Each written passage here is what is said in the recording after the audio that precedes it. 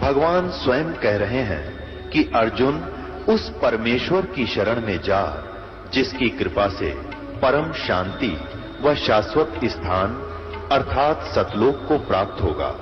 वो परमेश्वर कौन है, कहां है, कैसा है, जानने के लिए कृपया अवश्य सुनिए जगत गुरु तत्वदर्शी संत रामपाल जी महाराज के अमृत वचन। परमात्मा हमें मांगना सिखाते हैं कि मुझसे ये मांगो, साईं इतना दीजिए जिसमें कुटुंब समावे, हम भी भूखे ना रहे, कोई अतिथि ना भूखा जा रहा है। इतना मांगो भगवान से, ज्यादा मत मांगो। ज्यादा तो ये आपके दलदल बन जाएगी, आपको ये फंसा कर रख देगा। और आपकी जामे कुटुंब समावे का अर्थ है रिक्वायरमेंट ऑफ द फैमिली। हमारे परिवार को जो आवश्यक वस्तु हो परमात्मा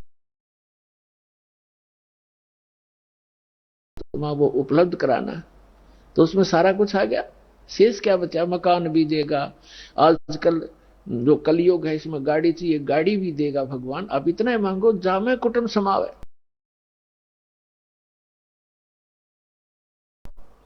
और हम भी भूखे ना रहे। बस अब जब अकाल गिरा करते थे, कहते हैं दिल्ली के बादशाह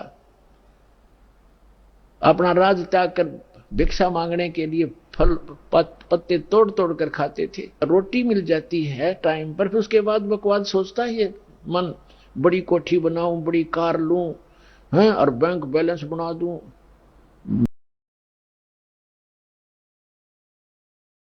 बैंक बैलेंस बनाना था भक्ति का और धर्म का, वो हम भूल गए। तो उसको बताने के लिए परमात्मा थे। जो प्रकरण चल रहा है उस पर चलते। अब इसमें यह सिद्ध हो गया कि कबीर परमात्मा जब बालक रूप में आए, उनके शिशु रूप में प्रगट परमात्मा की परवरिश की लीला कंवारी गायों से हुई। ये तो प्रमाण होया कबीर सागर में। ये कोई आज का लिखा हुआ नहीं है। 600 वर्ष पहले जो परमात्मा आए थे उसी समय आदरणीय धर्मदास साहिब जी का लिखा हुआ है और कबीर पंथियों के द्वारा सुरक्षित है। अब हम आपको दिखाते हैं वेद क्या बताते हैं परमात्मा के विषय में, वो कैसी लीला करता है। यदि वेदों का अनुवाद ये दास करता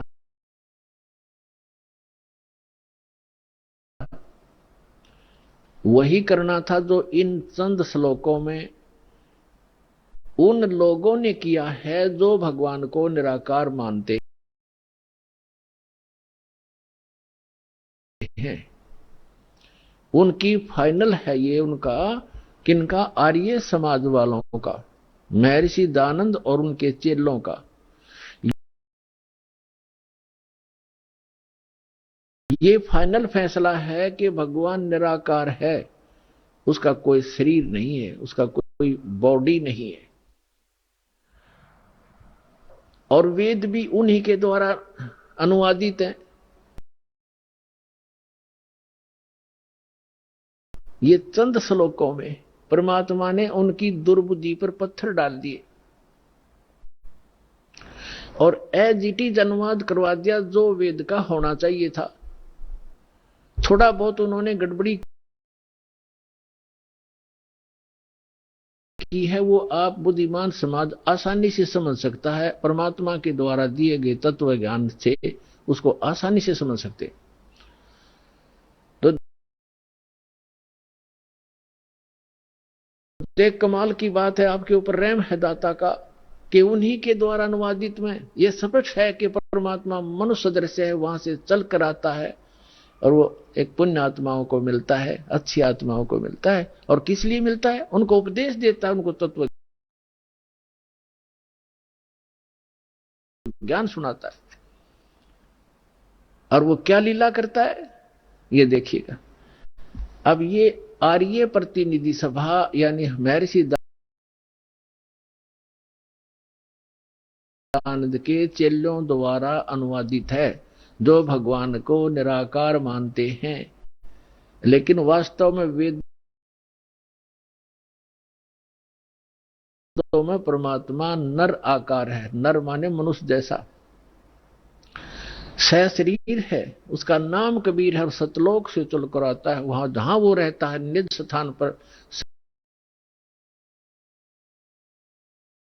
सब भुवनों प्रिय, सब भुवनों के ऊपर के स्थान पर तिष्ठति, वहां बैठा है भगवान, राजा के समान देखने में है। वहां से चल कर आता है, 3 प्रकार से लीला करता है। जब तीसरी द्वितीय प्रकार की लीला करता है, वो एक शिशु रूप धारण करके कमल के फूल के ऊपर, जल के ऊपर विराजमान होता है, जिस कारण जो परमात्मा नारायण कहलाता है। नारायण का अर्थ होता है जल के ऊपर आके निवास करने वाला, आकर विराजमान होने वाला। और हम विष्णु जी को नारायण मान रहे थे, ये शेषनाग के ऊपर सोया करता, इसलिए नहीं, वो परमात्मा सतलोक से आता है, प्रत्येक बार यही लीला करता है और जल के ऊपर आकर विराजमान कमल के फूल पर होता है, इसलिए नारायण कहलाता है। तो वो नारायण है। और सत्यनारायण, सत्यनारायण का अर्थ होता है अविनाशी परमात्मा। सत्य माने अविनाशी, हम सत साहेब कहते हैं उसको, अविनाशी परमात्मा। तो अविनाशी परमात्मा कबीर जी हैं, श्री ब्रह्मा, श्री विष्णु, श्री शिव जी, ये नासवान परमात्मा है, भगवान है, स्वामी है, प्रभु है। इनकी जन्म मृत्यु होती है और इसका प्रमाण है श्री देवी भागवत यानी देवी महापुराण, गीता प्रेस गोरखपुर से प्रकाशित, सचित्र मोटा टाइप, 3रा स्कंद, 123 पृष्ठ पर।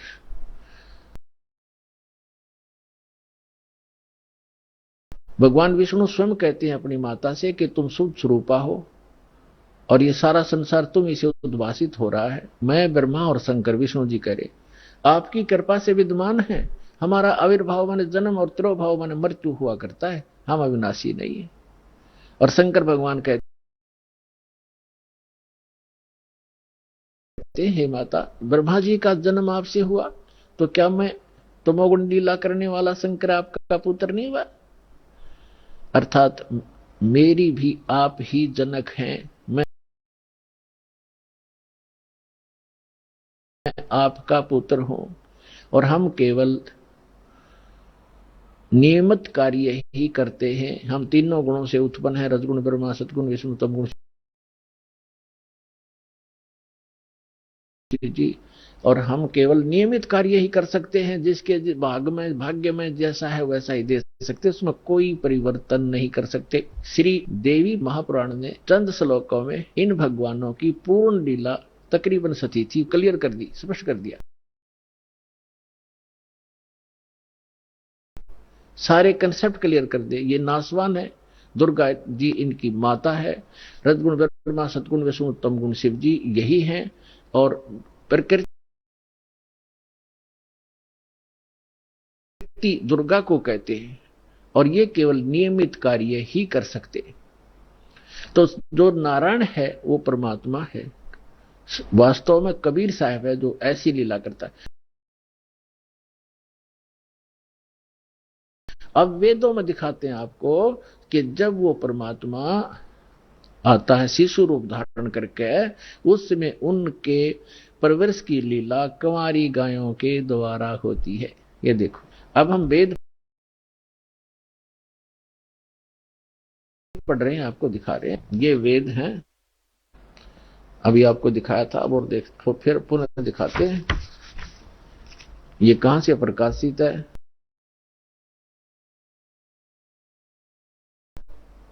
सर्वदेशी कार्य प्रतिनिधि सभा, महर्षि सिद्धांत भवन, रामलीला मैदान, नई दिल्ली से। और ये इसके अनुवादक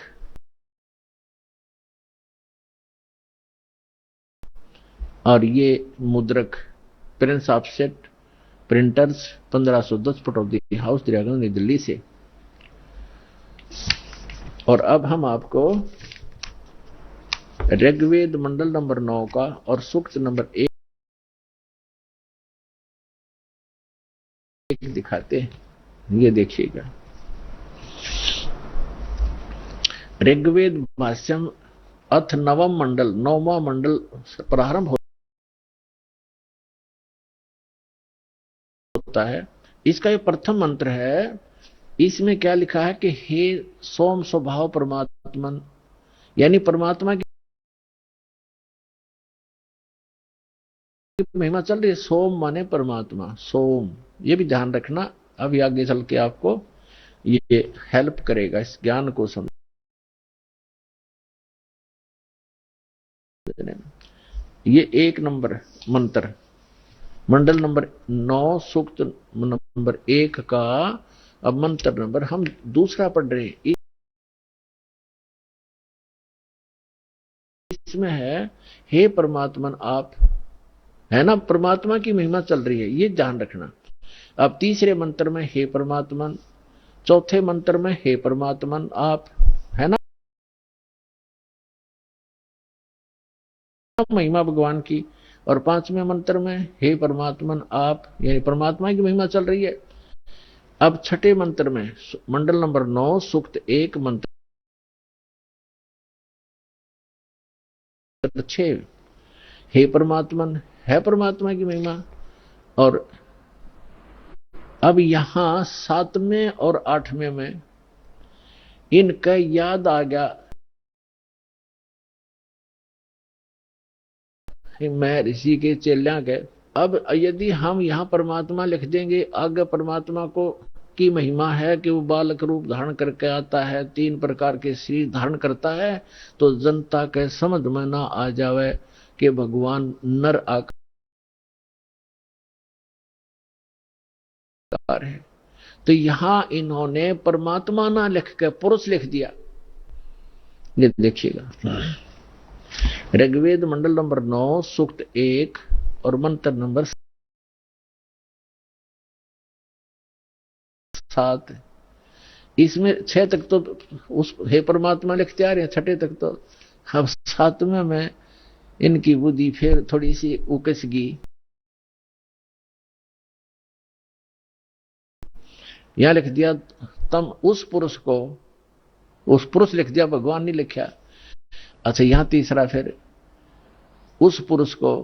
अब ये पुरुष और कंसेप्ट क्लियर करना पड़ेगा। पुरुष माने परमात्मा होता है। अब देखो, महर्षि दयानंद के द्वारा ज्ञान दिया गया है कि परमात्मा निराकार है, और जिसको माना है आर्य समाज के व्यक्तियों ने, और पूरा विश्व ही माने बैठा है कि भगवान निराकार है। अब महर्षि दयानंद को हम छोड़ देंगे, क्योंकि हमने वेदों से प्रमाणित करना है कि वेद क्या कहते हैं। यजुर्वेद उन्हीं के द्वारा अनुवाद है, महर्षि दयानंद के द्वारा। यजुर्वेद अध्याय नंबर 40 के मंत्र नंबर 15 और 17 में ये कंसेप्ट कति क्लियर हो जाएगा।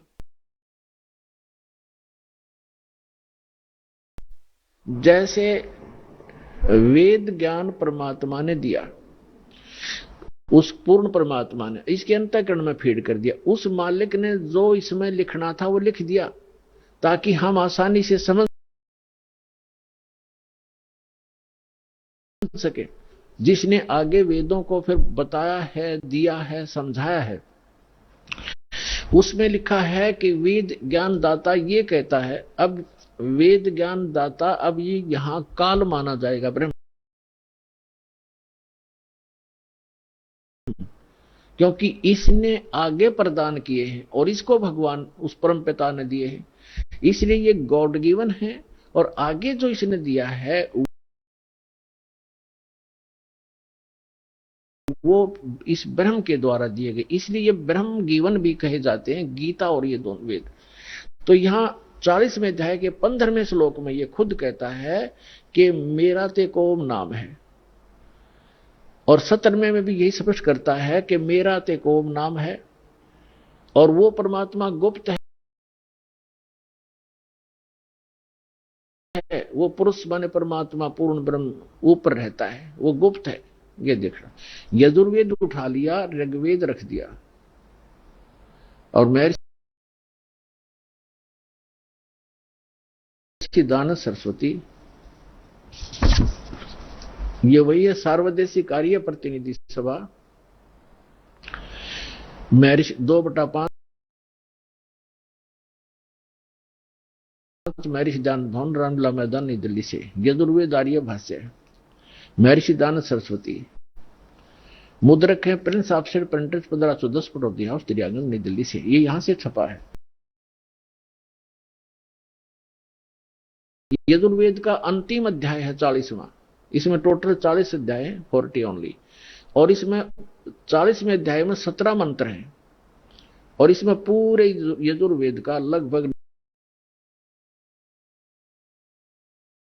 निष्कर्ष है। अब देखो ये यजुर्वेद अध्याय नंबर 44 40वां अध्याय है।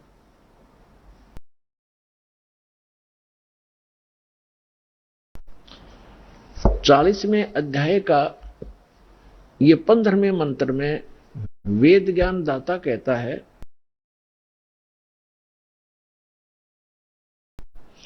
कि वायु अनिलम अमृतम अथिदम भस्मांतम शरीरम ओम कर्तो समर किलबे समर कर्तुम समर।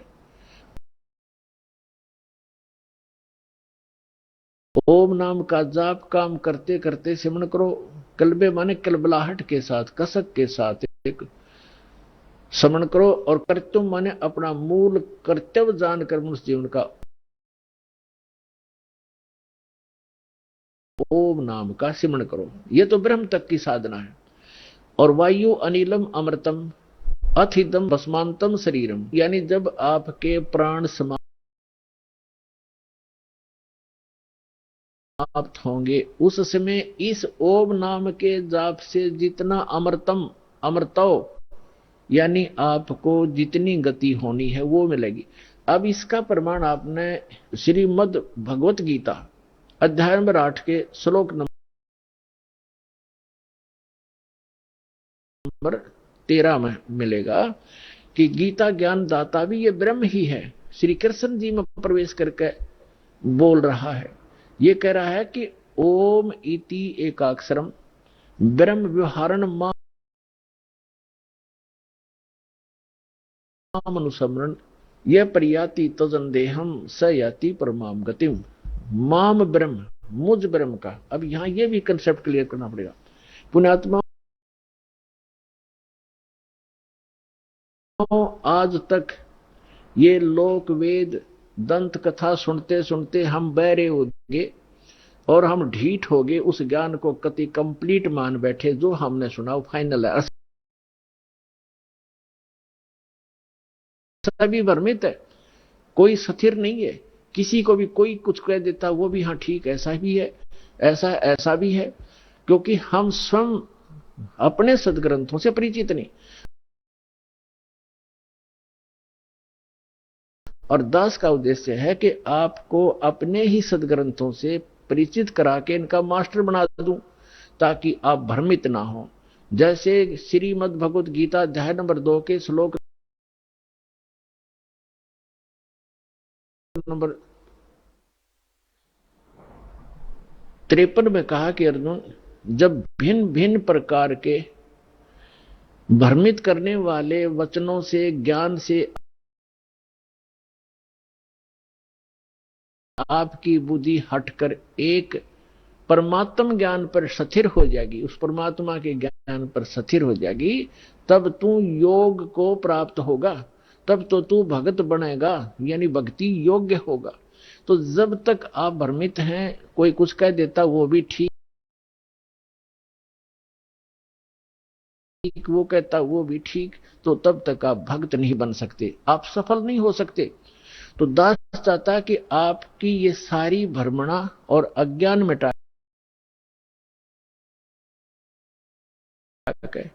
एक परमात्म उस तत्व ज्ञान पर स्थिर कर दूं, जिसके लिए आपको परमात्मा ने शिक्षित बनाया, आपके ऊपर रहम किया।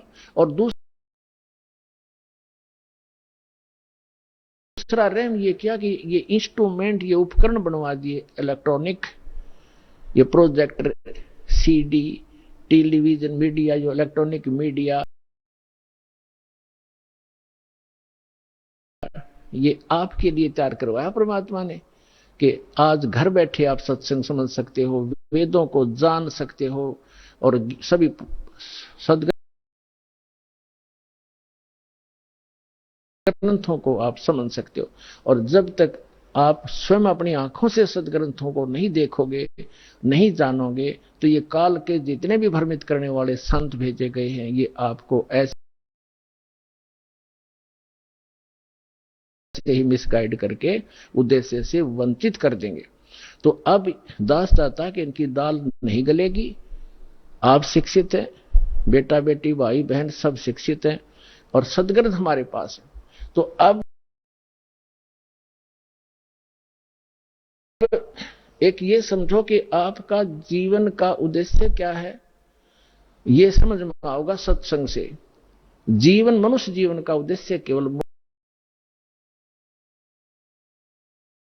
मोक्ष कराना है, या कोठी बनाना, बंगले बनाना, कार खरीद कर रख देना, ये नहीं है। ये तो एडिशनल है, बाई प्रोडक्ट है भक्ति का, जो दास आपको भक्ति देगा। परमात्मा की दी हुई इस साधना से आप जो सुख वैसे सारा जीवन खोजने में लगे रहते हो, प्राप्त करने में, वो नहीं मिलते। तो इस भक्ति का वो बाई प्रोडक्ट है, वो तो आपको वैसे ही मिलेंगे। जैसे किसान गेहूं बीजता है, उसका उद्देश्य भूस बनाना नहीं होता, उसका उद्देश्य कनक लेना होता ताकि जीवन रक्षा हो। और भूस तो अपने आप बन जाता है, भूस तो अपने आप बनता हो, तो बनेगा ही बनेगा। तो दास जो आपको शास्त्र अनुकूल साधना बता रहा है, उससे संसारिक सुख तो अपने आप होंगे ही होंगे, आप मांगो चाहे मत मांगो। ये तो एक साधन ऐसा है। तो इसलिए आप जी को सब सदग्रंथों से परिचित कराना अनिवार्य है। अब ये जो यजुर्वेद अध्याय नंबर 40 के मंत्र नंबर 15 और 17 को समझने के लिए ये श्रीमद् भगवत गीता आपका घना सहयोग देगी, क्योंकि श्रीमद् भगवत गीता चारों वेदों का सारांश है और सिंपल लैंग्वेज में है, वेदों से भी सिंपल लैंग्वेज में है ये। तो इससे हम देखेंगे, देखिएगा, ये श्रीमद् भगवत गीता गीता प्रेस गोरखपुर से प्रकाशित, ये गीता प्रेस इस जयदयाल गोविंद का इसके अनुवादक हैं, गीता प्रेस गोरखपुर से ये प्रकाशित है। अब आपको दिखाते 8वें अध्याय का 13वां श्लोक, ये देखिएगा, अध्याय नंबर 8 और श्रीमद् भगवत गीता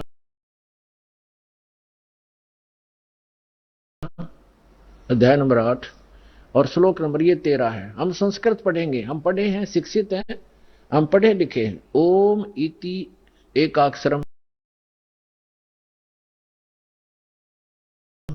ब्रह्म व्यवहारण माम अनुसमरण ये प्रियाति तदंदेहम स याति परमाम गतिम। 13वां, इसका अर्थ है कि माम ब्रह्म, जो गीता ज्ञानदाता श्री कृष्ण में बोल रहे हैं, माम ब्रह्म, मुझ ब्रह्म का, ओम इति एकाक्षर, ये ओम एक अक्षर है, नथिंग एल्स। और व्यवहारण अनुसमरण, उच्चारण करके सिमरण करता हुआ, ये प्रिय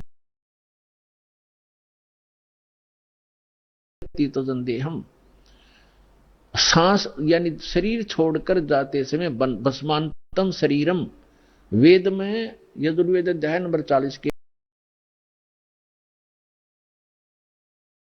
मंत्र नंबर 15 में भस्मांतम शरीर लिखा है, और इसमें लिखा है ये प्रियाति तजंदेहम स याति परमाम गतिम। ओम से मिलने वाली जो परम गति है वो इस तरह प्राप्त होगी, मुझ ब्रह्म का, माम ब्रह्म, मुझ ब्रह्म का, ओम इति एक अक्षरम, ये ओम एक अक्षर है, सुमन करता हुआ, उच्चारण करके सुमन करता हुआ, ये प्रियाति तो हम जो शरीर छोड़कर जाता स याति परमाम गतिम, वो परम गति को प्राप्त होता, ओम से मिलने वाली परम गति। ओम से मिलने वाली कौन सी परम गति है? ब्रह्मलोक प्राप्त होता है, क्योंकि ये ब्रह्म का सिमरन है, मंत्र है। और 8वें अध्याय के 16वें श्लोक में गीता जी में लिखा कि ब्रह्मलोक में गए हुए प्राणी भी पुनर्जन्म मृत्यु में आते हैं, वो भी पूर्ण मोक्ष प्राप्ति नहीं करते। लेकिन ये कंसेप्ट जो आज इतना ही क्लियर करना था कि ये ओम मंत्र ये ब्रह्म का है, और गीता ज्ञानदाता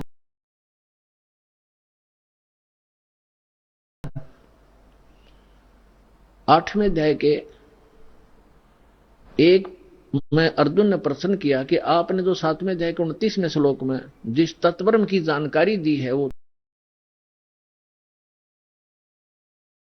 तत्ब्रह्म कौन है कि जिसको जानकर प्राणी केवल जरा और मरण से यानी बुढ़ापे के दुख और मृत्यु से छूटने का ही प्रयत्न करते हैं?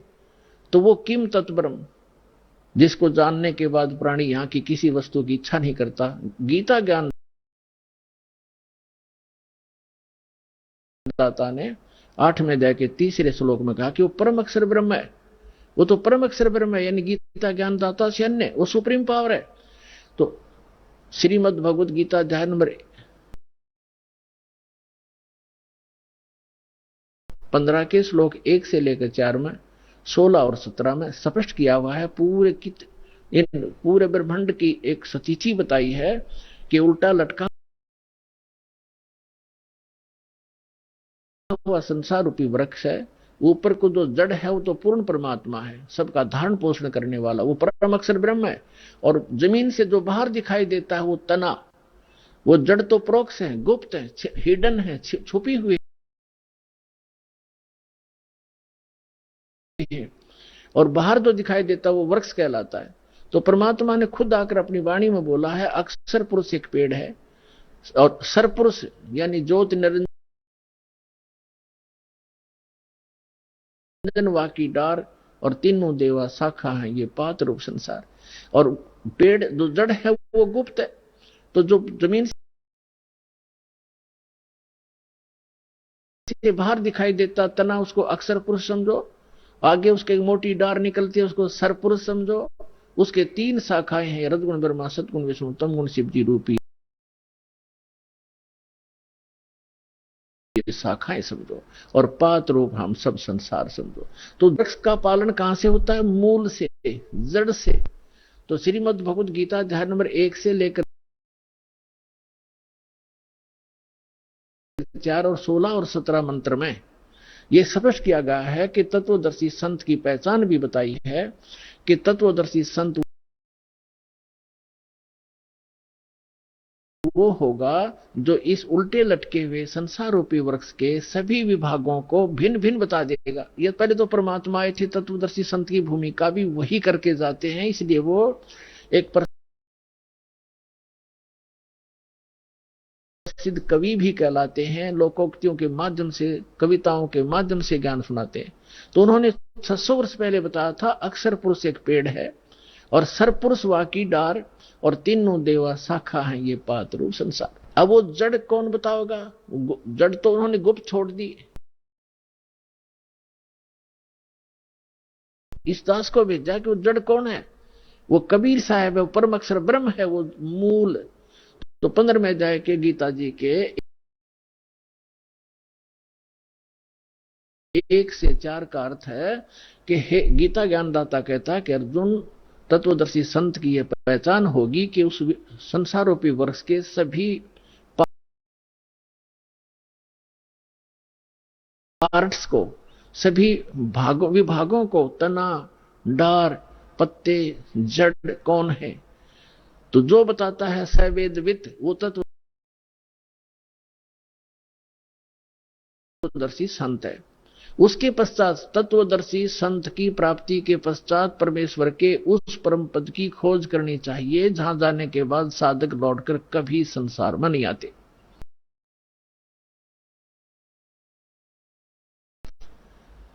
और जिस परमेश्वर ने सारे ब्रह्मांडों की रचना की, और केवल उसकी भक्ति करना, मेरी भी नहीं करना, यदि पूर्ण मोक्ष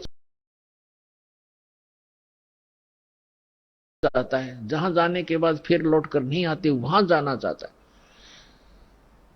और फिर 15वें अध्याय के 16 और 17 में बताया है कि तीन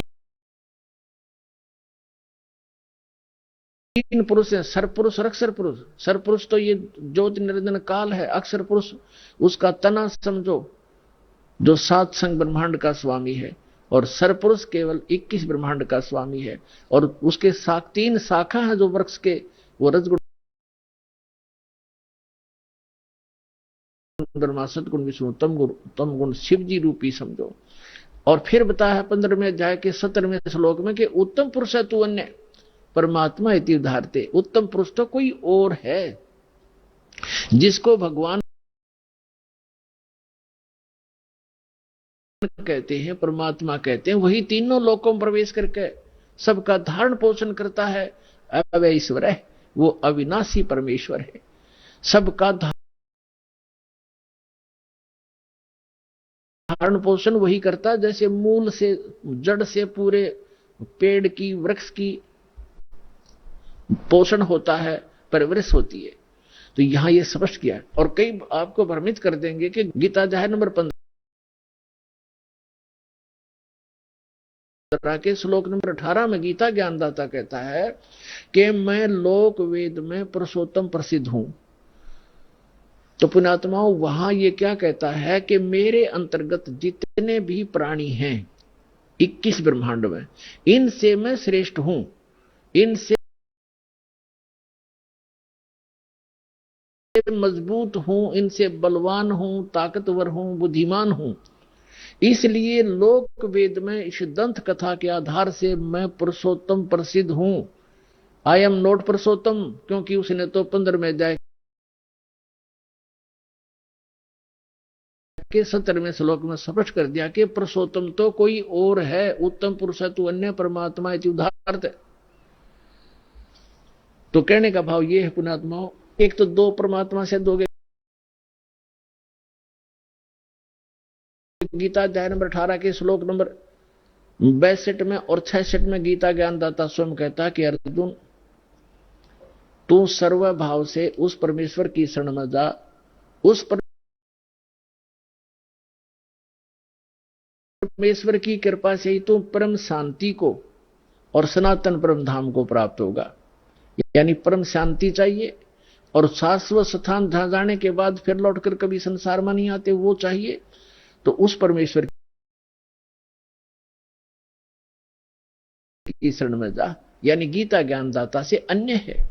और फिर उसके विषय में बताया कि चौथे अध्याय के 32 और 34 मंत्र में स्पष्ट किया है कि वो परमात्मा अपने मुख कमल से आके ज्ञान देता है।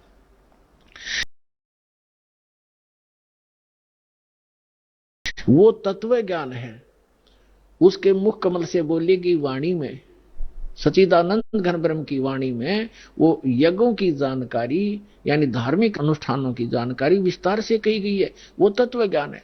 उस तत्व ज्ञान को तो तत्वदर्शी संतों से पूछ, मैं नहीं जानता। यदि जानता होता गीता ज्ञानदाता तो एक अध्याय और बना देता। इसलिए उसने कह दिया है कि तत्वदर्शी संतों से पूछो। फिर बताया है कि तत्वदर्शी संत की प्राप्ति के उपरांत 15वें अध्याय के 4थे श्लोक में परमेश्वर के उस परम पद की खोज करनी चाहिए जहां जाने के बाद साधक फिर लौटकर संसार में कभी नहीं आते। 17वें अध्याय के 23वें श्लोक में उस परमेश्वर को पाने की, शाश्वत स्थान को पाने की, उस परम धाम को पाने की विधि बताई है। ओम तत्सत इति निर्देश ब्रह्मण त्रिविध समर्थ है। उस सच्चिदानंद घन ब्रह्म के पाने का इस 3 मंत्र के जाप का निर्देश है, फाइनल फैसला है, नथिंग एल्स। तो गीता ज्ञानदाता ने अपना नाम तो ओम स्पष्ट कर ही दिया। तत् और सत ये सांकेतिक हैं, ये तत्वदर्शी संत के लिए छोड़ दिए। तो वो तत्वदर्शी संत ये रामपाल दास, सतलोक आश्रम बरवाला, जिला हिसार में है। इसके पास वो कंप्लीट कोर्स है। तत् और सत ये सांकेतिक है, तत् ये सरपुरुष का मंत्र है, ये अन्य मंत्र है, तत् नहीं है, अन्य मंत्र है। और सत ये परम अक्षर ब्रह्म का मंत्र है, जाप है, वो अन्य मंत्र है। उसको सार शब्द भी कहते हैं, सार नाम भी कहते हैं, आदि नाम भी कहते हैं। तो ये कंप्लीट कोर्स है उस परमेश्वर के पाने का।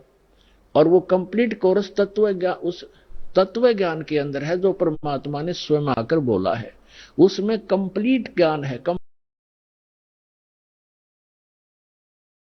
कंप्लीट कोर्स है। प्रथम मंत्र सतनाम, फिर सार नाम, इससे मोक्ष होगा। वो साधना इन वेदों में नहीं है। वेदों में परमात्मा की महिमा है। परमात्मा कबीर जी ने 600 वर्ष पहले अपनी अमृतवाणी में तत्व ज्ञान में कहा था कि वेद मेरा भेद है, मैं ना मिलूं वेदन के माही, और जौन वेद से मैं मिलूं। ये वेद जानते नहीं, ये चारों वेद मेरी महिमा का गुणगान करते, लेकिन इन वेदों में वर्णित विधि से मेरी प्राप्ति नहीं हो सकती। और जिस ज्ञान से, जिस वेद से, उस तत्व वेद से मैं मिलूं, वो ज्ञान इन वेदों में नहीं, ये वेद जानते नहीं।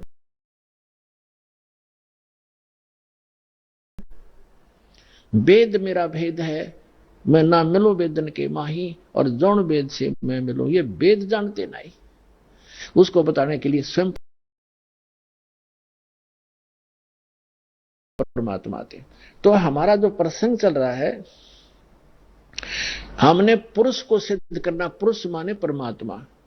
ये देखिएगा, श्रीमद् भगवत गीता रख दी, यजुर्वेद उठा लिया, और ये महर्षि दयानंद सरस्वती द्वारा ही अनुवादित है।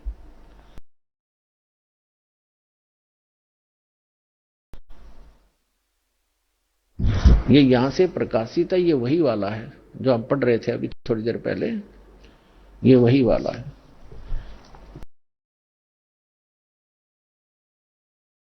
हम 4400 अध्याय पढ़ रहे हैं, 40वां अध्याय यजुर्वेद का।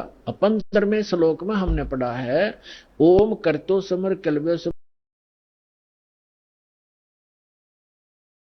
करते समर। ये तो पढ़ लिया कि ओम नाम का जाप काम करते करते श्रवण करो, विशेष कसक के साथ श्रवण करो, मनुष्य जीवन का प्रथम कर्तव्य जानकर श्रवण करो।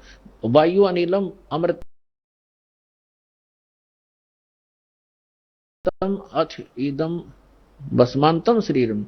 शरीर भस्म होने पर, नष्ट होने पर, छोड़ने के समय, जब आपकी जो वायु है, प्राण, आपके जो जीव है, उसमें इतना अमृतव हो जाएगा कि वो जो ओम से होता है। अब हम यहां आते हैं 4400 अध्याय 40 में जाएगा 17वें श्लोक में। ये 17वां मंत्र है। इसमें लिखा है, हे मनुष्यों, जैसे ज्योत स्वरूप रक्षक मुझ से, गीता वेद ज्ञान दाता कहता है, मुझ से अविनाशी यथार्थ कारण के आच्छादित मुख के तुल्य उत्तम अंग का प्रकाश किया जाता है, या किया जाता है आना चाहिए। और वह प्राण व सूर्य लोक में पुरुष है। ये पुरुष शब्द है संस्कृत में। पुरुष, पुरुष माने पूर्ण परमात्मा। हमने पुरुष सिद्ध करना था यहां से। पुरुष माने पूर्ण परमात्मा। एक तो ये खुद कहता है कि मैं ज्ञान दे रहा हूं, हे मनुष्य, क्योंकि ज्योत स्वरूपी रक्षक मुझ से, ये ज्योत स्वरूपित है काल, मुझ से जो अविनाशी यथार्थ कारण के आच्छादित मुख के तुल्य उत्तम अंग का प्रकाश किया जाता है, यानी ज्ञान दिया जा रहा है। जो वह वेद ज्ञान दाता कह रहा है कि जो वह प्राण व सूर्य मंडल में पूर्ण परमात्मा है, वह तो प्रोक्ष है, वह तो प्रोक्ष है। यहां है लिखना था अहम, यू कहता अहम, यह है असो, सो असो अहम। ओम खम ब्रह्म, खम माने ब्रह्मलोक, दिव्य आकाश रूप ब्रह्मलोक रूपी दिव्य आकाश में ब्रह्म रहता है और ये मेरा ओम नाम है। अहम अहम माने मैं आकाश के तुल्य व्यापक ब्रह्म, ब्रह्म ना लिखा, मैं ब्रह्म हूं और मेरा ओम नाम, मैं उसका ओम सबका रक्षक जो मैं उसका ऐसा नाम जानो। ऐसा कि ओम लिखना था, मेरा ये ओम नाम जानो। ये धाड़ंगा डाया इसने, तो इसे हो गया कि वेद ज्ञान दाता कह रहा है कि मेरा तो ओम नाम है। वो परमात्मा पुरुष माने पूर्ण परमात्मा तो गुप्त है, वो अन्य है, वो प्रोक्ष है। तो यहां अब हम आते हैं ऋग्वेद मंडल नंबर 9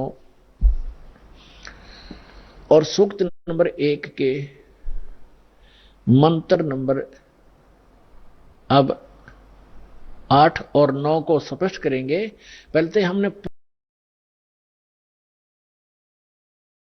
पुरुष का अर्थ इन्हीं के इन इंजीनियरों से लेना पड़ेगा, क्योंकि नहीं तो ये बता देंगे आपको पुरुष माने आदमी हो से। पुरुष तो क्योंकि परमात्मा भी मनुष्य जैसा है, इसलिए प्रथम पुरुष वही है, सेकंड हम पुरुष हैं, मनुष्य है। तो वहां प्रथम पुरुष, क्योंकि जैसे पवित्र बाइबल में लिखा है कि परमात्मा ने मनुष्य को अपने जैसा बनाया, तो वो भी पुरुष है, वो परमात्मा है। हम भी पुरुष है, हम नासवान हैं, हम डुप्लीकेट हैं, उसकी शकल है, उसी के आकार मिलते जुलते मनुष्य जैसे मनुष्य। तो ऐसे ही जिनको भगवान मिले हैं, उन्होंने कहा गरीबदास साहिब जी ने अपनी अमृतवाणी में कि हमरे ही उनियार है, हमारा सृजनहार, हमारी ही शकल का हमारा भगवान, हमारा बनाने वाला है वो परम पिता। तो यहां पुरुष जो है इस भगवान परमात्मा की तरफ संकेत है। इन्होंने भले ही गोल बोल करना चाहा, यहां पुरुष लिखना शुरू कर दिया, परमात्मा लिखना बंद कर दिया, हमें मूर्ख बनाने के लिए। ये जनता के नासक थे, इनको संस्कृत अवश्य आती थी, अध्यात्म ज्ञान था नहीं। ये काल के भेजे हुए दूत थे, तो मैं ऋषि दानंद हो चाहे इसके चेले जितने भी जो इस अनुवाद कर रहे हैं इसका वेदों का, ये स्वयं भ्रमित हैं और समाज को यथार्थ ज्ञान नहीं दे सके। और चाहे आज तक के जितने ऋषि महर्षि हुए हैं, उनको यथार्थ ज्ञान नहीं था। केवल परमात्मा ने जिन महापुरुषों को अपना परिचय दिया, अपना साक्षात्कार करवाया, सचखंड लेकर गए, वापस छोड़ा उन महापुरुषों को छोड़कर, और किसी के पास अध्यात्म ज्ञान नहीं था।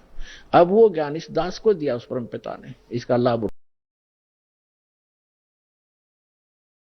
उठाओ। अब देखो, अब हम आगे ऋग्वेद मंडल नंबर 9 सूक्त 1 और मंत्र नंबर ये 6 तक तो ये परमात्मा लिखते आगे,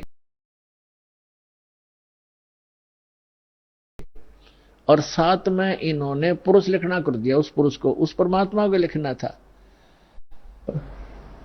तब मैंने उस परमात्मा उस पुरुष को लिख दिया। कोई बात है?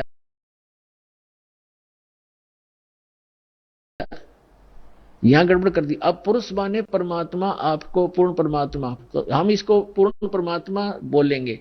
उस पूर्ण परमात्मा को उग्र गतियां प्रेरणा करती हैं, यानी जब संसार में हाहाकार मच जाती है और अध्यात्म गुरु जो है अज्ञानी हो जाते हैं, उनका उद्देश्य केवल जनता को ठगना ही हो जाता है, और हाहाकार मच जाती है, सब प्राणी दुखी हो जाते हैं, तो परमात्मा दुखी होता है, क्योंकि हम उनके बच्चे हैं, वो हमारा पिता है, तो अपने का दुख अपनों को ही होता है। तो फिर वो परमात्मा उन उग्र गतियों से प्रेरित होकर 600 वर्ष पहले परमात्मा आए थे, ऐसा ज्ञान बता गए थे, एकदम शांति हो गई थी समाज में, जो अभी तक चल रही थी। कोई लूटा खसोटी नहीं थी, प्यार से रहते थे, कोई किसी की आत्मा दुखाते समय डरता था भगवान से। अब आग लगी है, सब पूरे विश्व में माया माया दिखाई देती है, ना कोई लाज रही, ना कोई शर्म रहा, ना भगवान का डर रहा। तो अब पुनः स्थापना करने के लिए उस शांति की और भक्ति की परमात्मा ने पहले से ही वचन बोल रखा था कि जब कलयुग 5500 वर्ष बीत जाएगा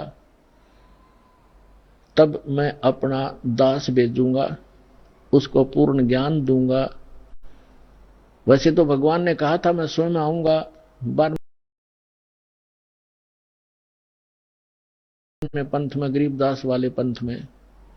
परमात्मा नहीं आए तो दास को भेज दिया, वो कंप्लीट स्पिरिचुअल नॉलेज और पूरी पावर देकर, उस परमात्मा ने अपनी पावर देकर।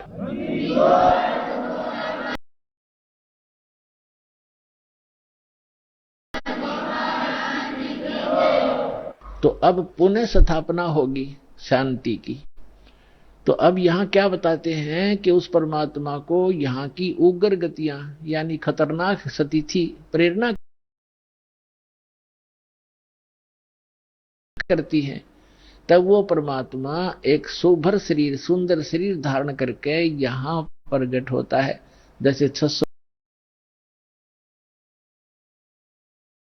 वर्ष पहले आए थे, उस समय भी पूरे अध्यात्म मार्ग में लूटे खसोट चल रही थी, ऊत भूत की पूजा होती थी, ये दरे ढके पर ला रखा था सबको। तो परमात्मा ने आके पुनः स्थापना की थी और 64 लाख से सो गए थे उस दानक के, जिसको धानक कहते थे, दुल्हा कहते थे। यदि वो परमात्मा ना होते आज से 600 वर्ष पहले भारत वर्ष के अंदर 64 लाख से सोना कोई बालकों का खेल नहीं है। और सबको परमात्मा ने भक्ति से चार्ज किया, उनको सुख दिया, उनके आने वाले बच्चे उनके घर में जन्म लिया, वो अच्छी आत्माएं हुई। तो अभी तक चल रहा था, हमारे समाज में शांति बनी हुई थी। अब ये 50 वर्ष से उरे उरे बिजली गिरती जा रही है और अब तो पूछो ही मत। हे भगवान, जहां देखा माया माया दिखाई देती है, कोई शराब पी रहा है, कोई मांस खा रहा है, सरेआम हो गया। और कैसा हाहाकार, कोई सुल्फा पी रहा है, कोई बीड़ी पी रहा है, पूरा मानव दूषित और वातावरण दूषित हो गया। तो अब इस भक्ति से पुनः स्थापना होगी भक्ति की और विश्व में शांति की, परमात्मा का वचन है, ये तो होगा ही होगा। तो अब देखो क्या लिखा है, वेद क्या बता रहे हैं परमात्मा के विषय में, देखिएगा। हम ऋग्वेद मंडल नंबर 9 सूक्त 1 मंत्र नंबर अब 8 पढ़ेंगे।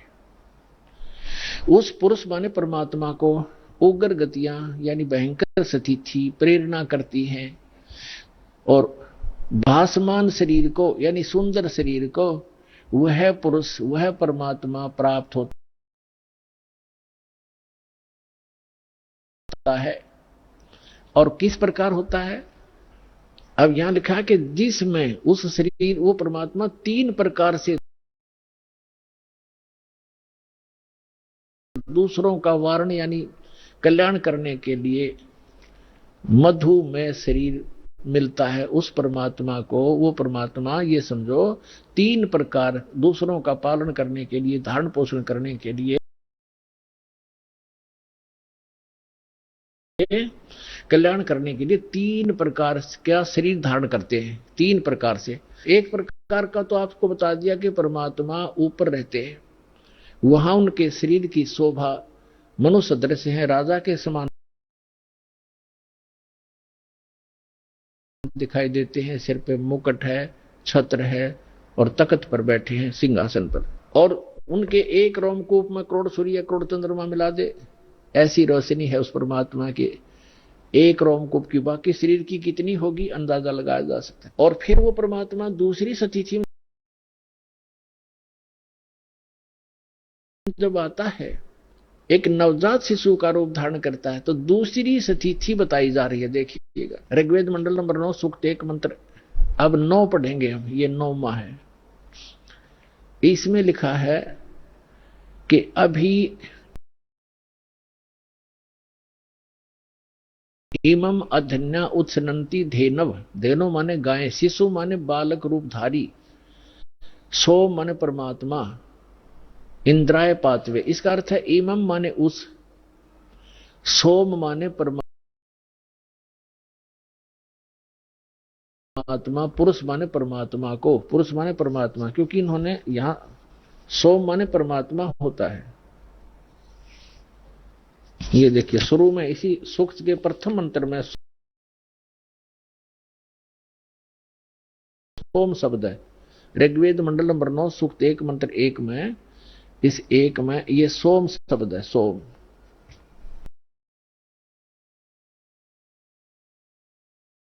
सोम माने परमात्मन। तो यहां अब हम यहां भी सोम लेंगे। ऋग्वेद मंडल नंबर 9 सूक्त 1 मंत्र 9 में सोम शब्द है, सोम। उस परमात्मन को,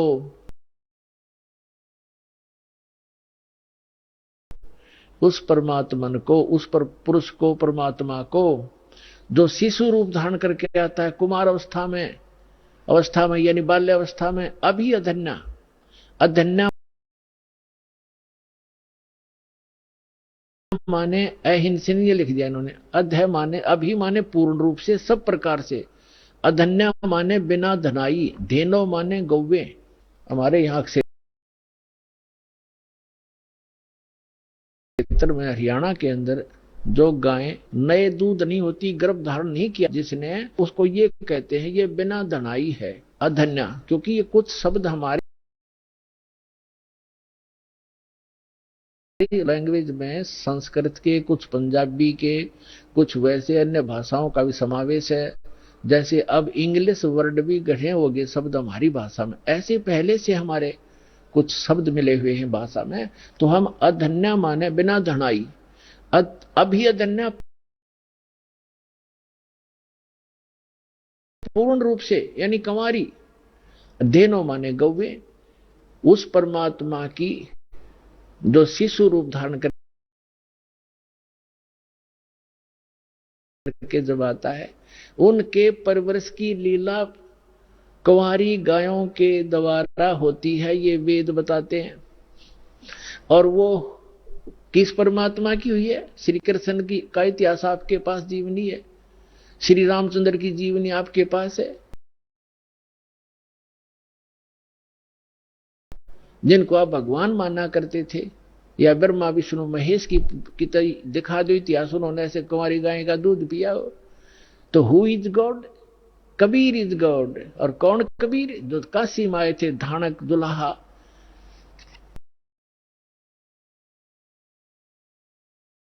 अब देखो हम ये पढ़ रहे हैं ऋग्वेद मंडल नंबर 9 सूक्त 1 मंत्र 9 में, उस परमेश्वर को शिशुम, जो शिशु रूप धारण करके आता है, अभी अधन्या, इसको हम पढ़ेंगे कंवारी, अभी अधन्या कंवारी, धेनो माने गौवे, गायें तृप्त करती हैं, उसका पालन करती हैं। पालन की लीला कंवारी गायों के द्वारा होती है। और ये किस परमात्मा की हुई? कबीर गौड की। आपको कबीर सागर से प्रमाणित कर दिया था।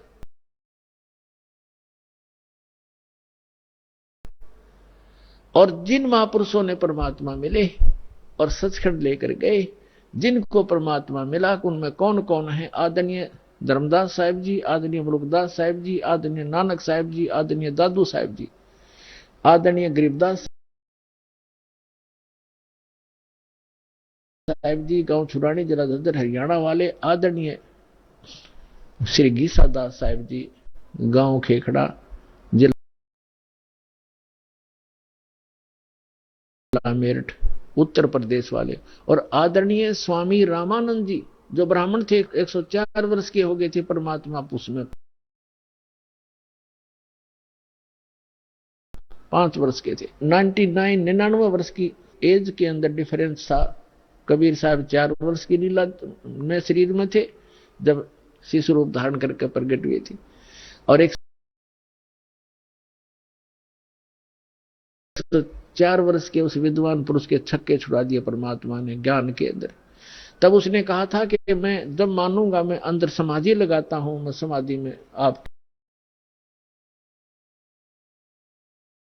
दर्शन कर लूं। तो परमात्मा ने समाधि लगवाई उसकी, फिर लेके गए ऊपर सचखंड में। वो वहां देखा वास्तविक एक काल ने धोखा देने के लिए यहां पर स्वर्ग बना रखे,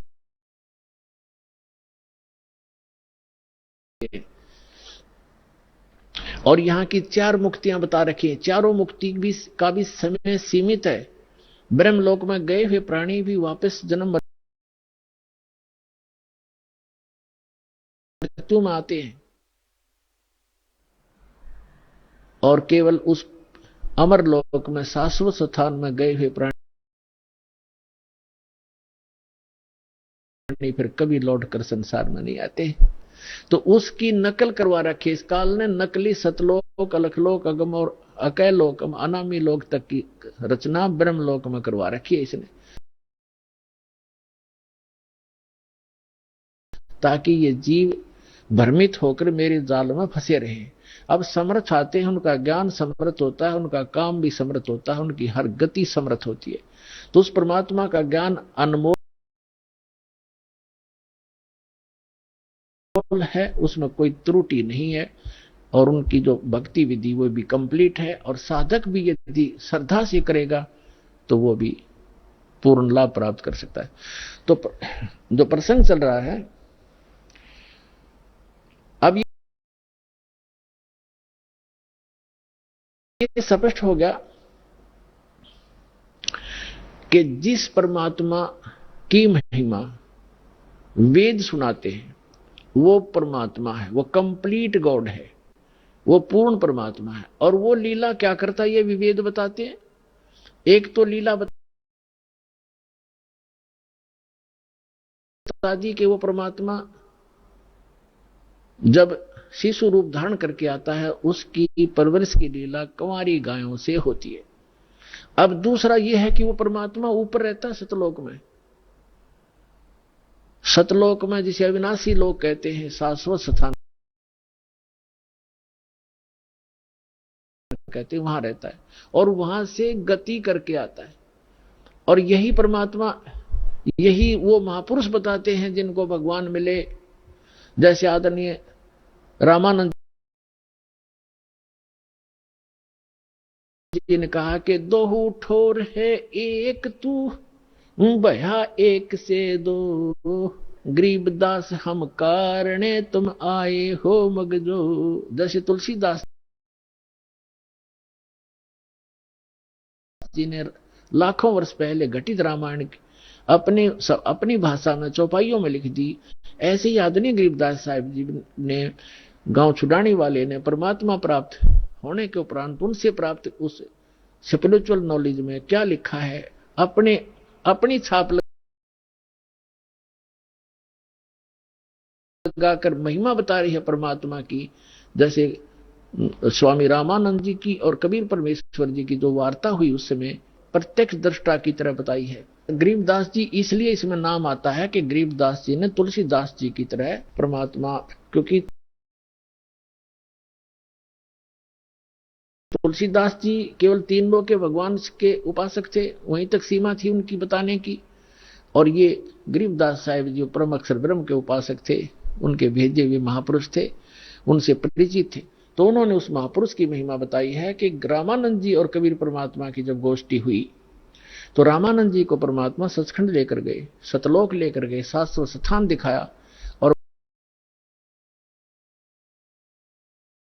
बताया कि जो आपके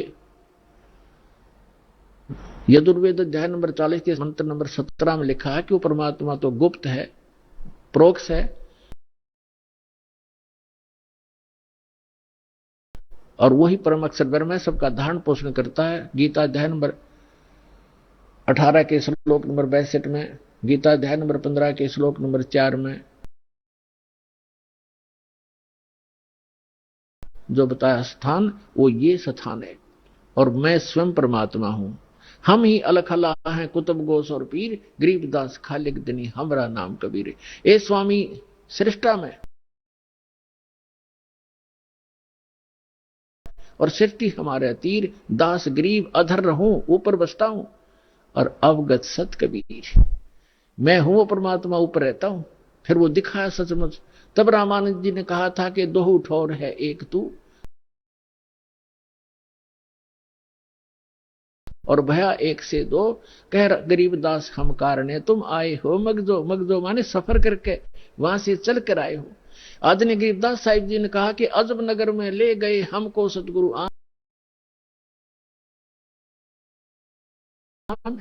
और जल के बिंब अगाध गति वहां सूते चादर तान।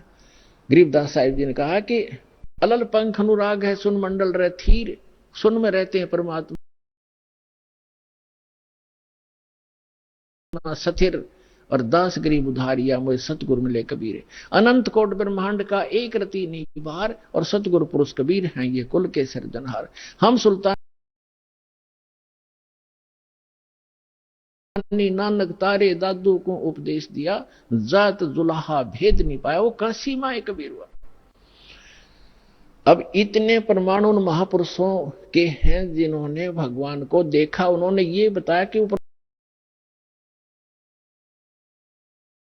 परमात्मा ऊपर रहता है, और स्वयं भी परमात्मा खुद कहते हैं मैं वहां ऊपर रहता हूं। अवगत सत कबीर दास गरीब अधर बसूं, ऊपर रहता हूं मैं, और वहां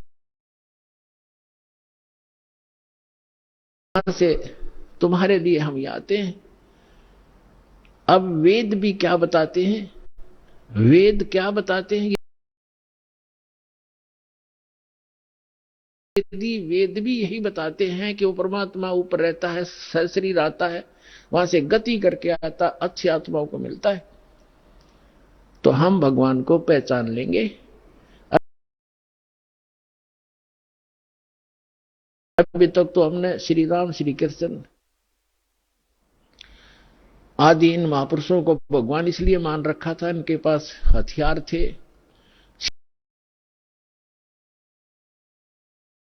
सिद्धियां थी। इन्होंने, किसी ने कंस मार दिया, किसी ने रावण मार दिया। हम उस भगवान के पुजारी है जो मारता नहीं, वह सबका रक्षक है। कर्माधार पर छोड़ देता, दोष से जैसे करेगा वो भर लेगा, लेकिन वो मारता नहीं और मरता भी नहीं किसी से, उसको डर नहीं, हथियार रखता नहीं। इसलिए तो उस परमात्मा के पुजारी हैं जो कभी किसी को मारता नहीं। एक जुलाहा बनकर एक गरीब व्यक्ति की तरफ धारण पोषण, अपना पालन पोषण भी, निर्वाह भी स्वयं करते हैं। वो हमारे लिए एक लीला करते हैं, हमें एक गाइडलाइन देना चाहते हैं। बच्चों, ये एक आपका विद्यार्थी जीवन है, ये मनुष्य जीवन, और जो विद्यार्थी मनुष्य विद्या काल में और बकवाद करता है, सिनेमा देखता है, बढ़िया पेंट पुंट गाड़ के और सैर सपट्टे को घूमता रहता है, बकवादें करता है, वो फेल हो जाता है। विद्यार्थी को विद्यार्थी की तरह रहना चाहिए, सब सिलेबस पूरा करते रहना चाहिए, और अपना सिंपल ड्रेस जो हो सिंपल सी अपना रखनी चाहिए, और उद्देश्य नहीं भूलना चाहिए। तो हम सभी अपना उद्देश्य भूलकर, जिसको भी मानव शरीर प्राप्त है, दो प्रकार से मानव शरीर प्राप्त होता है, आपको बता ही दिया। एक तो पूर्व जन्म के शुभ संस्कारों से मानव शरीर लगातार कई जन्म भी हो सकते हैं, और एक केवल 84 लाख योनियों को भोगने के बाद टर्न वाइज मिलता है, यानी नंबर पे वो एक मिलता ही मिलता है। तो उसी पर आज सत्संग उसी पर चल रहा है। अब लास्ट में इसका निष्कर्ष थोड़े ही शब्दों में निकाल देंगे। तो हमारा मूल उद्देश्य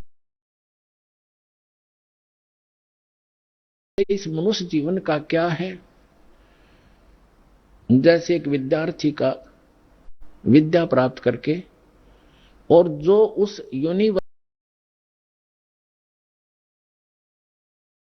में, विद्यालय में जो वो मेहनत कर रहा है, स्टडी कर रहा है, उसका किया हुआ फल उसको फील्ड में मिलेगा। जैसे कोई डॉक्टरी कर रहा तो उसी सुविधा को वहीं खोजता रहा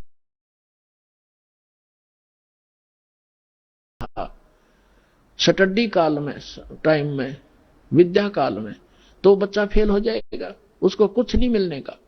तो वो जो वहां जैसे इंजीनियरिंग कर रहा है बच्चा, तो इंजीनियरिंग जो करके उस अपने फील्ड में जाएगा, वो सुविधाएं वहां की किए हुए की वहां मिलेगी उसको बाहर जाकर के।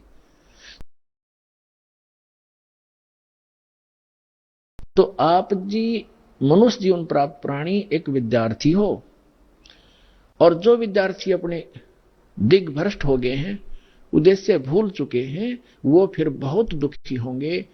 जैसे एक समय ये दास एक जूनियर इंजीनियर था, वहीं पर हमारे महकमे का कार्य भी चल रहा था और वहीं पर रोड का कार्य भी, B&R का कार्य चल रहा था। वहां एक व्यक्ति अपने बच्चों समेत, उसके बच्चे वहां मिट्टी में सो रहे थे, वहां वो टोकरियां मिट्टी डाल रहा था सड़क पर, और उसका सहपाठी था, वो वहां का एक्शन बना हुआ था B&R का, बिल्डिंग एंड रोड्स का। वो वहां आया, वो इंस्पेक्शन करके चला गया। तो उसके जाने के बाद वो व्यक्ति कहता है, मजदूर, वो क्या कहता है कि मेरे कर्म फूट गए, मेरे भाग फूट गए, मेरा ये सहपाठी था, मेरा क्लास फेलो था, ये इसका ये नाम है, ये उस गांव का है, हम एक स्कूल में पढ़ा करते थे उस दूसरे गांव में, और ये पट गया, देखो ठाठ कर रहा है, गाड़ी में चलता है, इसके बच्चे पंखों के नीचे सोते हैं और मेरे बच्चे मिट्टी में पड़े हैं, मेरे भाग फूट गए, मैं भी पढ़ लेता, शिक्षा ग्रहण कर लेता तो मैं भी ऐसे मौज करता। तो यहां परमात्मा कहते हैं, अच्छे दिन पाछे गए और गुरु से किया ना हेत, अब पछतावा क्या करे, चिड़िया चुगी खेत। तो आज आप उस अतिथि में हैं जो भक्ति नहीं करते, और करते हैं तो शास्त्र विरुद्ध करते हैं, और इस मनुष्य जीवन पा करके जो साधना सत नहीं करते, वो बाद में ऐसे पछताएंगे जैसे वो मजदूर पछता रहा था। तो आप जी का जो यहां मूल कार्य है, मनुष्य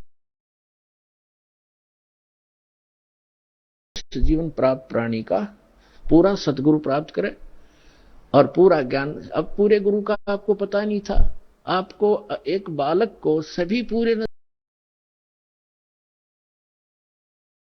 नजर आते हैं, क्योंकि जो भी संत बना हुआ है उसने कुछ तो वाणी बुणी, कोई वेद मंत्र, कोई गीता मंत्र को कहीं ना कहीं से वो तो उसने कंठस्थ कर ही रखे हैं, और वो हमारे लिए बहुत भारी हो जाता है जो लगातार संस्कृत बोल दे, को बड़ी बड़ी कथा सुना दे, हम न सोचे महापुरुष पढ़ा है तो बहुत गजब का। तो हमें ज्ञान नहीं था, तब हमें ज्ञान होगा, हमारे पास एक ISI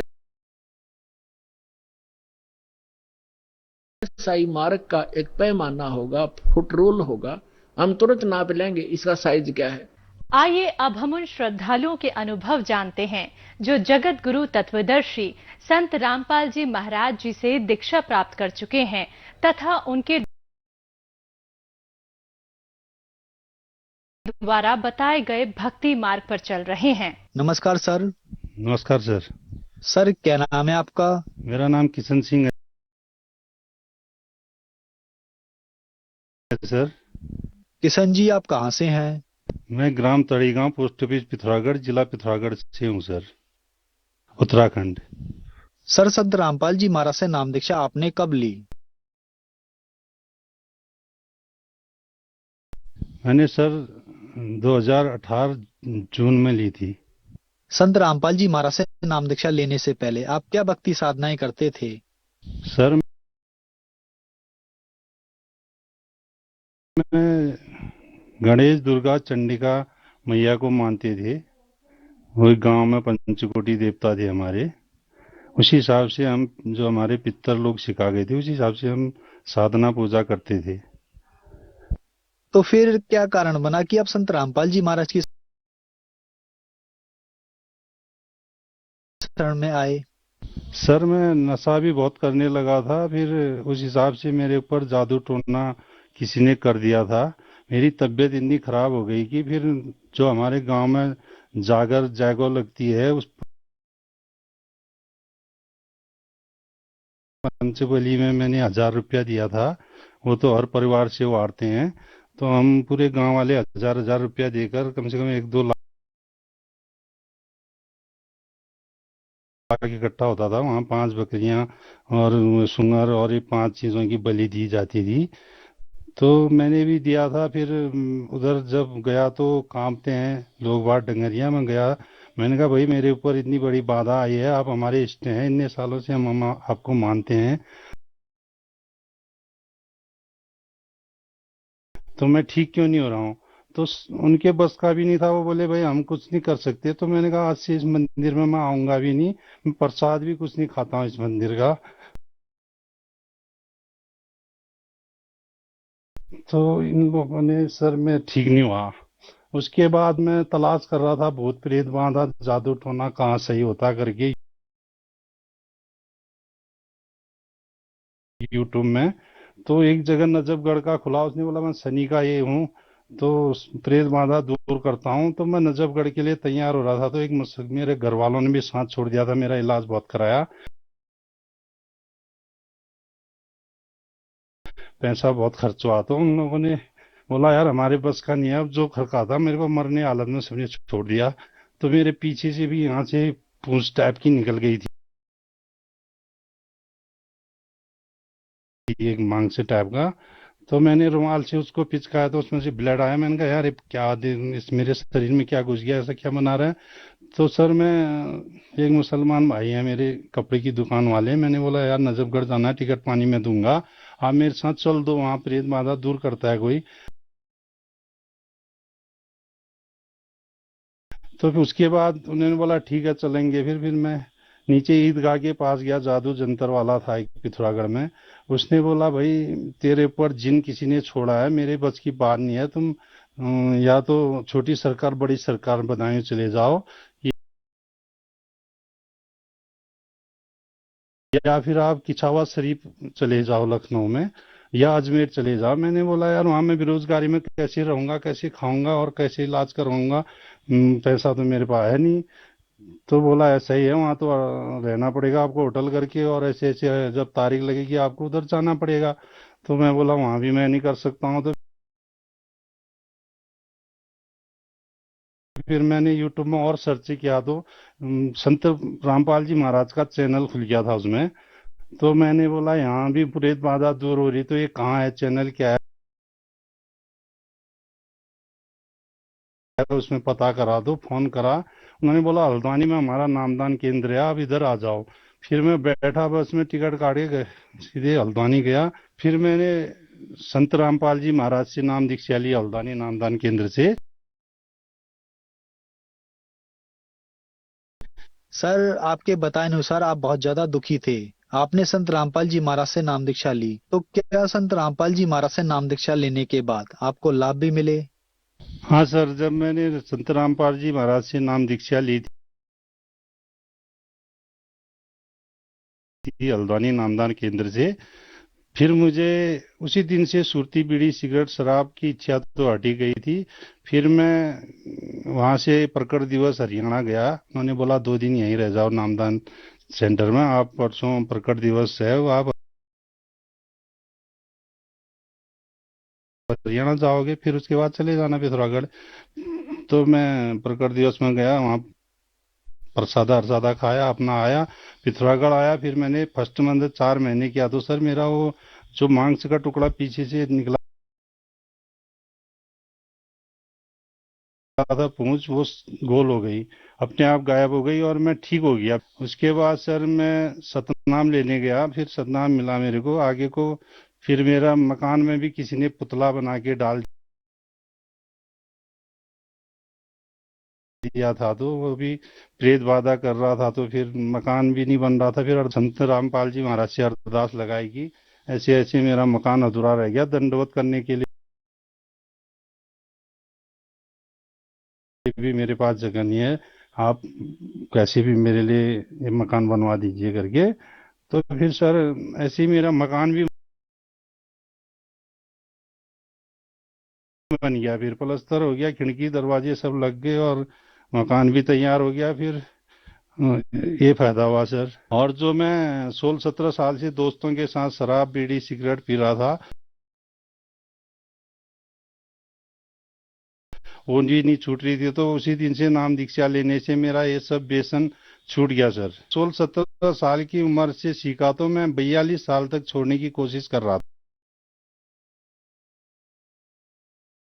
था, लेकिन बहुत तबीयत खराब हो गई, आंतों में भी दर्द होता था, रोज लीवर टेस्ट कराता था, वो कराता था, लेकिन निकलता कुछ नहीं था, वहां नॉर्मल आता था, लेकिन मेरे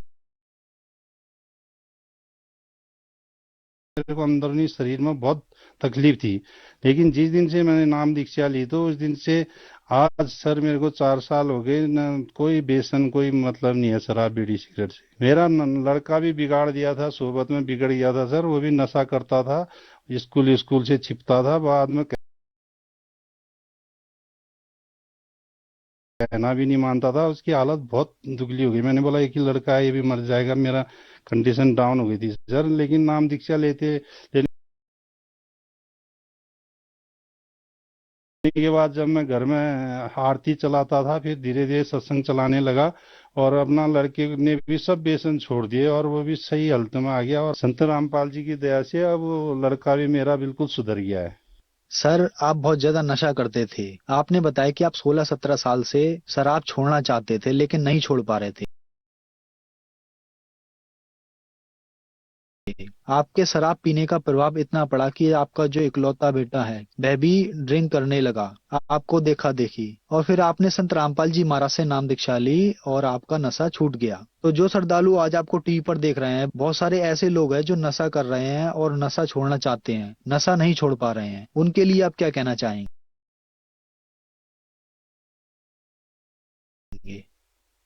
सर आज जो युवा लोग बच्चे जो भी हैं, अपना घर परिवार खराब हो रहा है, शराब के नशे में डूबे हैं, उन अपने उत्तराखंड के या कहीं के भी भाई बहनों को मैं ये कहना चाहता हूँ कि भाई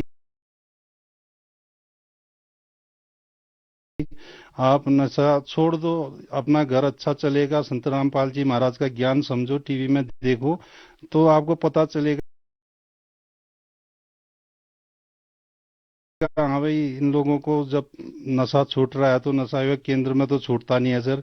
तो आप कोशिश करो, देखो संत रामपाल जी की शरण में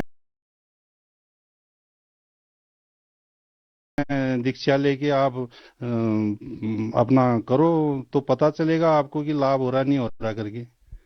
संत रामपाल जी महाराज से नाम दीक्षा कैसे ली जा सकती है? संत रामपाल जी महाराज के चैनल में आता है, और ज्ञान गंगा पुस्तक भी फ्री मिलती है। आप कहीं से भी ये वो टीवी में देख के और पुस्तक मंगवा सकते हैं। उसमें देख के, और पीली पट्टी चलती है सत्संग के नीचे, उसमें से नाम एड्रेस लेके आप संत रामपाल जी महाराज से दीक्षा ले सकते हैं और लाभ उठा सकते हैं। धन्यवाद सर। धन्यवाद सर।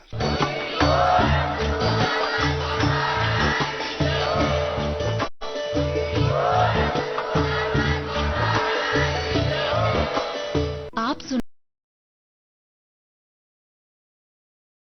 रहे थे जगत गुरु तत्वदर्शी संत रामपाल जी महाराज जी के मंगल प्रवचन। अधिक जानकारी के लिए विजिट कीजिए हमारी वेबसाइट www.jagatgururampalji.org। संत रामपाल जी महाराज जी के शुभ आशीर्वाद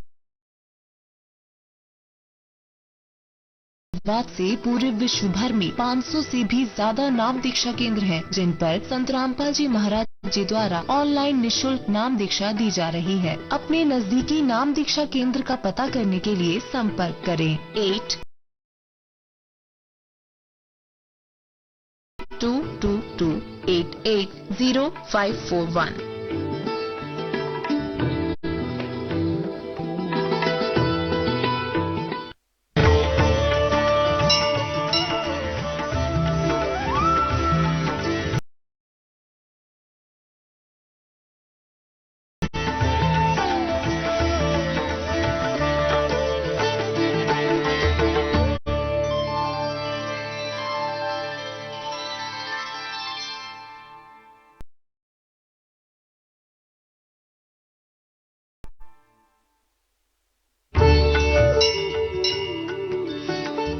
आस्था और विश्वास का संगम।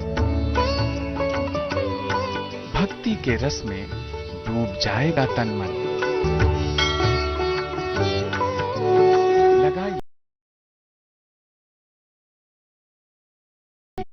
भजनों की गंगा में डुबकी। हमारे विशेष कार्यक्रम भजन गंगा में